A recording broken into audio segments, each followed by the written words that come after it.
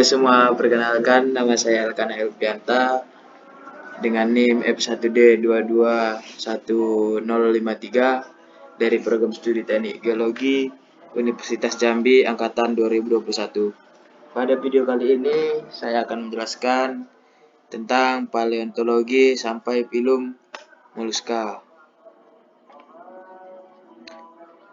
Paleontologi.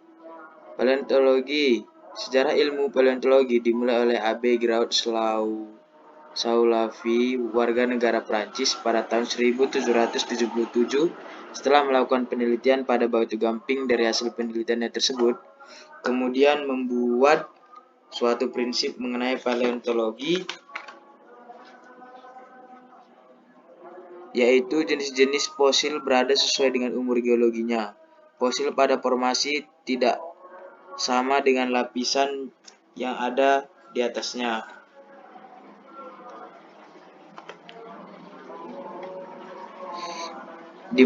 Diversitas organisme, klasifikasi, taksonomi, dan proses pemfosilan.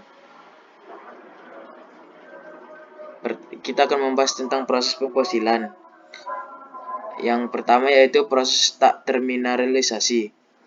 Fosil yang tidak mengalami perubahan secara keseluruhan, yaitu fosil yang jarang terjadi dan merupakan keistimewaan dalam proses pemfosilan.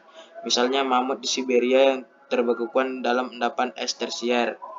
Yang kedua, fosil yang terubah sebagian, umumnya dijumpai pada batuan Mesozoikum dan Kenozoikum. Contohnya gigi-gigi binatang buas, tulang, dan rangka yang tersimpan di museum Rusia serta cangkang moluska.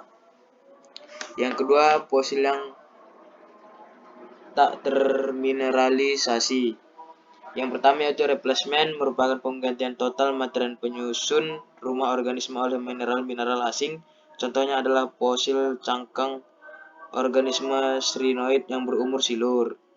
Yang kedua yaitu histometabasis, adalah penggantian total tiap-tiap molekul dari jaringan tumbuhan oleh mineral-mineral asing yang meresap ke dalam jasad tumbuhan. Contohnya yaitu fosil kayu. Yang ketiga yaitu proses pemfosilan yang lain, yaitu ada impression, adalah jejak-jejak organisme yang memiliki relief rendah. Contohnya bekas daun yang jatuh di lumpur, jadi yang tertinggal hanya jejaknya. Mold adalah cetakan tapak yang ditinggalkan oleh organisme berelief tinggi. Cast adalah cetakan dari jejak oleh material asing yang terjadi apabila rongga antar tapak dan tuangan berisi zat lain dari zat luar, sedang fosilnya sendiri tetap lenyap. Coprolith adalah kotoran binatang yang terfosilkan dan berbentuk nodul-nodul memanjang dengan komposisi fosfatik. Gastrolith adalah fosil yang dahulu tertelan oleh suatu hewan tertentu, misalnya pada reptil, untuk membantu pencernaan. Trail adalah jejak ekor binatang yang terfosilkan. Track adalah jejak kuku binatang yang terfosilkan. Footprint adalah jejak kaki hewan yang terfosilkan.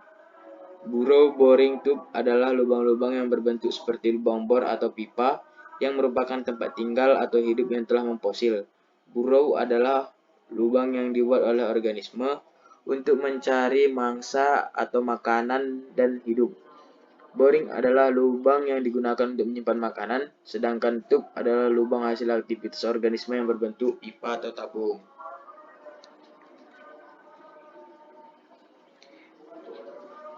Kita akan membahas filum Coelenterata. Coelenterata berasal dari bahasa koleos atau holo yang berarti cekung, dan enteron atau intestin yang berarti dalam. Sehingga Coelenterata dapat diartikan sebagai binatang yang mempunyai cekungan atau berlekuk di bagian dalamnya, atau juga semacam kantong berlapis endoderm. Adapun ciri-ciri dari filum Coelenterata yaitu 1. Lubang yang berfungsi sebagai mulut atau oral.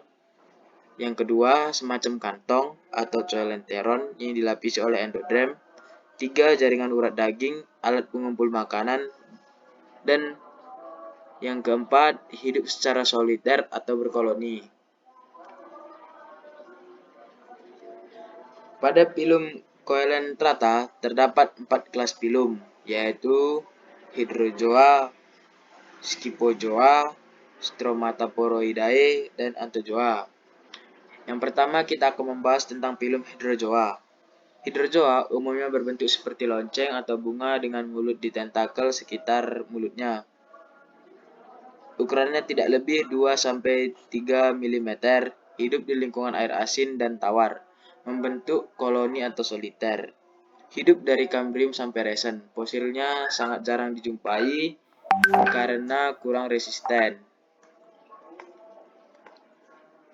Yang kedua yaitu ada Stromatoporoidae. Tubuhnya yaitu tersusun oleh rangka bersifat gampingan yang disebut dengan koenesteum. Struktur dalam sama untuk semua jenis, hanya ukuran tubuh yang membedakan. Hidup di lingkungan marin pada dasar laut yang dangkal. Stromatoporoidae merupakan kehidupan yang telah punah. Diperkirakan hidup pada masa Paleozoikum sampai Mesozoikum. Yang ketiga yaitu ada kelas Scyphozoa, merupakan jenis Coelenterata dengan bentuk tubuh hidup medusa, hidup secara soliter dan berenang. Tubuhnya berbentuk payung dengan garis tengah mencapai lebih kurang 2 meter dan mempunyai tentakel yang panjangnya 40 meter. Diperkirakan hidup dari Kambrium tengah sampai Resen, di mana fosilnya lebih sering dijumpai dalam bentuk cetakan.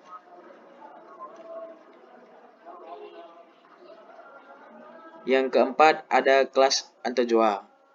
Kelas ini tersusun oleh sekelompok binatang yang khusus hidup di laut, mencakup golongan koral dan anemon laut. Kelompok ini mempunyai evolusi yang cepat sehingga banyak spesiesnya yang mempunyai kisaran yang pendek dan berguna sebagai fosil indeks. Jumlahnya melimpah sejak zaman Ordovisium.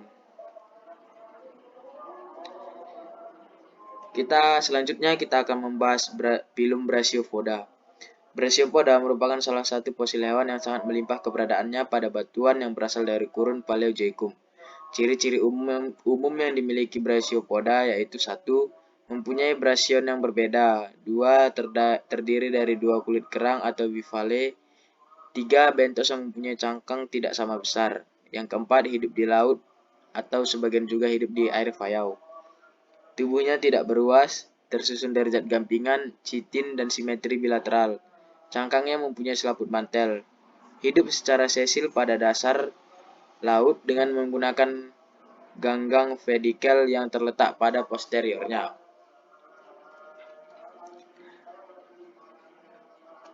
Pada filum Brachiopoda ini terbagi menjadi 2 kelas, yaitu kelas Articulata dan Inarticulata. Yang pertama, kelas Articulata. Dibanding dengan golongan Inarticulata, Brachiopoda kelas Articulata lebih besar jumlah maupun keanekaragamannya, baik yang berfungsi sebagai indeks fosil yang baik, karena evolusinya yang relatif cepat, hidup dari zaman Kambrium sampai Resen. Ciri-cirinya yaitu sebagai berikut. 1. Cangkang gampingan, tidak mempunyai lubang anus, mempunyai deletrium atau pedicle opening.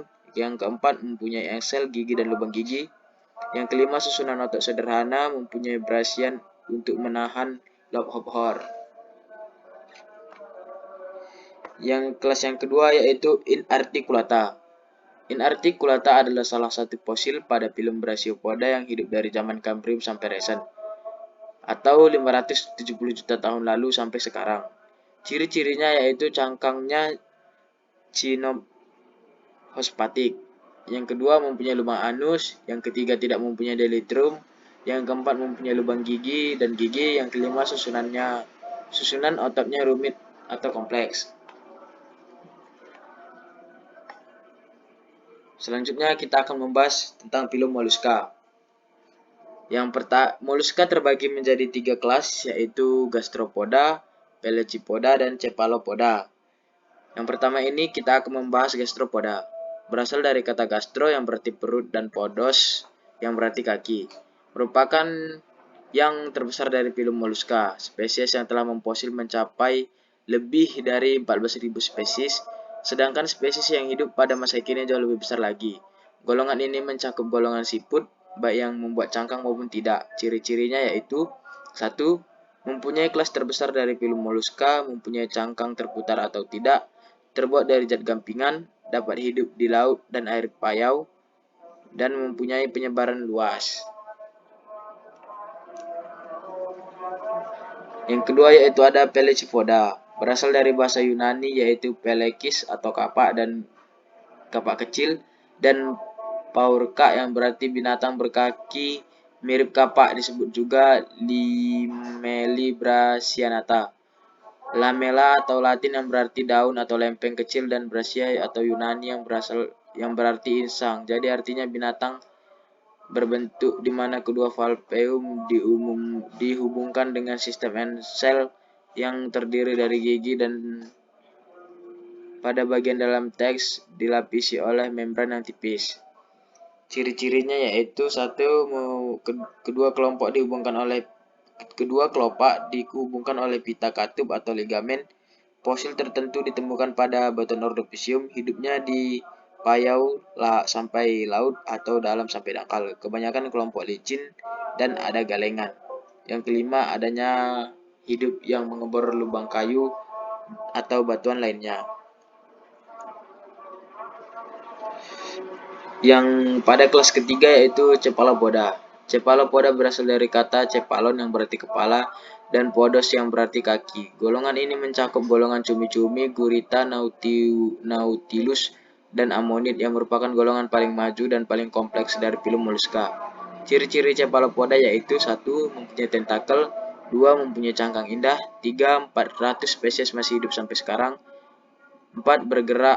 Dapat bergerak cepat sekali seperti ikan, 5. Melimpah pada zaman Paleozoikum dan Mesozoikum, 6. Mempunyai garis sutura yang sederhana sampai rumit. Sampai saat ini ada sekitar 600 genus dengan lebih dari 10.000 spesies dari Cephalopoda yang telah dikenal. Demikianlah penjelasan dari saya mengenai materi paleontologi sampai kepada filum Brachiopoda. Demikianlah yang bisa saya sampaikan. Saya ucapkan terima kasih.